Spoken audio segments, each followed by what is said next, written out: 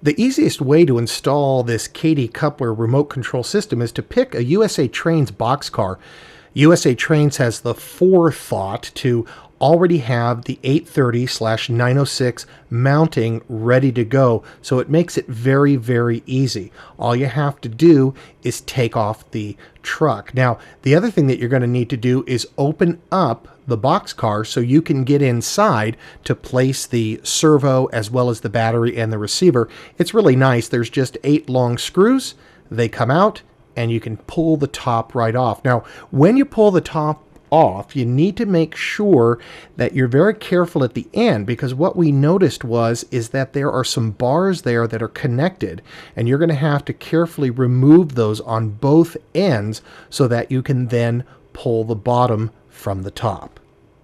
Now, here's the 11,100 set. We looked at this in an earlier video, and if you click the link at the top, you'll be able to go view that other video. We've also put it down in the description below.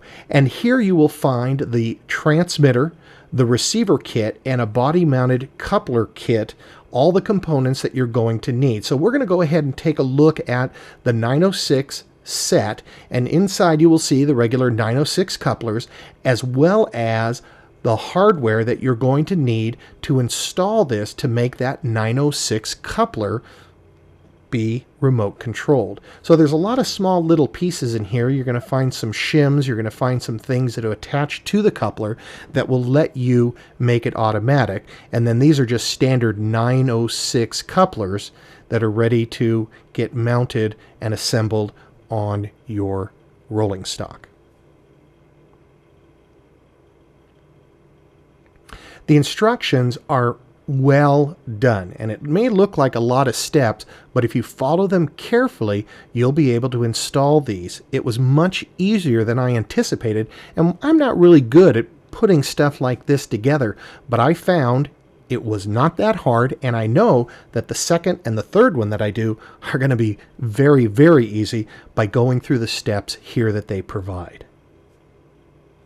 First thing we have to do is we have to drill a hole through the bottom of the boxcar, and there's already a hole there. You're actually just making it larger so that you'll be able to put the link arm and the pivoting post through that hole. You're also going to put the trip pin linkage onto the bottom wire of the coupler. Now, the one thing you keep in mind, it doesn't say it in the instructions, but I've talked with Kadee. They're going to add it so that you can make sure to do this, but there's a screw that needs to be attached there. We overlooked that step, so you want to make sure that you tighten that screw. Otherwise, later when you go to adjust it, it won't pull the coupler because it'll just start to slip. What you have to do is assemble the 906 coupler. It's pretty easy. It's not like HO scale where the springs are really small.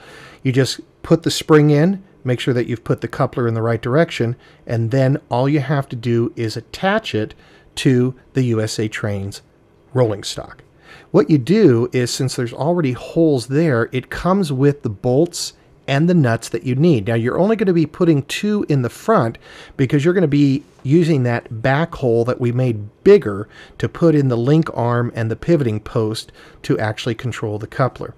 So just attach the 2 nuts and bolts, and this will hold the coupler in place. And then we also went ahead and tightened them up a bit just to make sure that they wouldn't get loose. The next step is taking the link arm, the upper link arm, a washer, and the lower link arm, and we kind of used the photo to make sure that we were putting everything in the right position. The link arm has a little tab in it that needs to go into the upper link arm, and then the lower link arm, you need to make sure that you're putting that on the right way, and we just went ahead and used the pictures to make sure that we didn't put it on upside down. When you attach the link arm, you're also going to be attaching the link rod to the linkage that you put on the coupler. This is what allows the coupler to move back and forth. The screw is rather small, and we used an eyeglass screwdriver, and that helped us get it attached properly. The next thing that you're going to need to do is remove the old coupler mount from the truck, and we basically just used a small knife and cut it You can use a Dremel tool or something else. And then what you do is go ahead and you put the truck back on, and the tolerances are perfectly designed so that there's no interference. The next thing that we're going to do is we're going to get the receiver kit. Now this is the one that we already used in the previous video, and the receiver and the transmitter were already bound together, and so that way they know that this is transmitter and servo number 1. Take a look at the drawings, because the servo is supposed to go into the servo tray a specific way. If you look closely in this video shot, you'll notice that we have it backwards from what they suggest. So we have some video that you're not going to see of us taking it out, turning it around, and putting it back in the right way. Next, what you're going to do is you're going to cut the upper link rod. According to the instructions, they give you a detailed picture to show you exactly how to measure and cut. So we went ahead and did that, and then what we're going to need to do is feed the upper link rods through the servo linkages. And basically what that means is there's two pieces of plastic that have a pin that will be wrapped around the rod that pulls the coupler back and forth. That's what the servo actuator will do.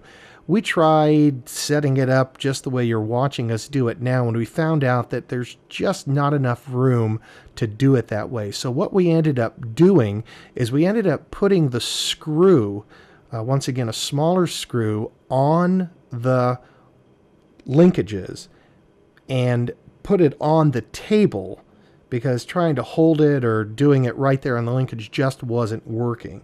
So we finally got smart, and we actually just set it down on the table and then screwed it together there. Now we didn't screw it all the way tight, we just screwed it tight enough so that we could still put the servo linkage through the rod and then go ahead and tighten it. So hopefully this tip will make it a lot faster for you than it was for us. So what you can do now is it's easy just to slide it in just like that, and then go ahead and attach it to the servo linkage. Now, one thing that you need to do is rotate the servo clockwise. And fortunately, since we had already bound the receiver and the transmitter together, then that was easy for us to do. What you're going to need to do for you is you're going to have to go and get the battery, go and get the receiver, hook it all together, and then you'll have to follow the binding instructions. So you can either look in the manual if you currently have it, or if you don't have the product, take a look at our other video that shows exactly how easy that process is.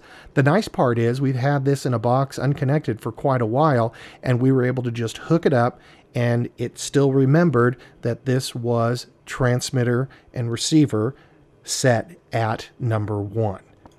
So once you get everything connected together, what they want you to do is they want you to rotate the servo clockwise. Then you're going to attach the servo linkages and reposition as needed. We found that it took us 2 tries to get the linkage into the right holes. Obviously, the first time we weren't even close. We've never worked with any kind of remote control product, so I'm sure you might have more experience.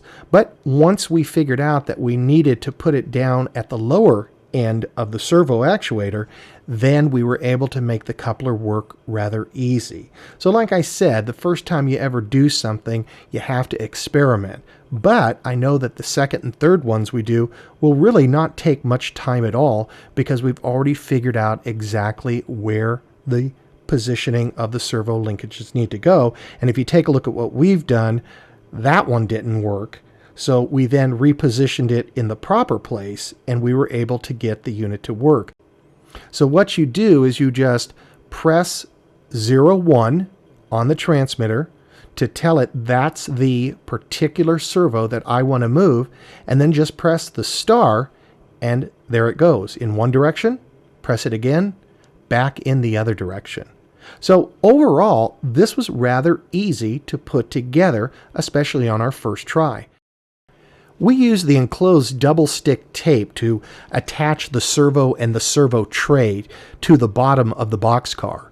But we went ahead and used some Velcro to attach the battery and the receiver, because we were going to be taking this obviously in and out of this car as we needed to change the batteries, or if maybe we decided to put it into another car. So what we did is went ahead and cut some pieces, attached them to the battery tray. We then in turn used the double stick tape to attach the receiver to the set of batteries. And that way, if we position this properly right in the middle where we think the doors are, then it will be easy for us to open up the boxcar doors and access the battery and the receiver as needed.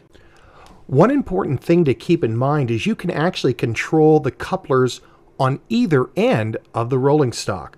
If you just move the battery back behind the servo, you can use the wire that's included, and it also includes the linkage parts, for you to wire up the coupler on the other end of the rolling stock.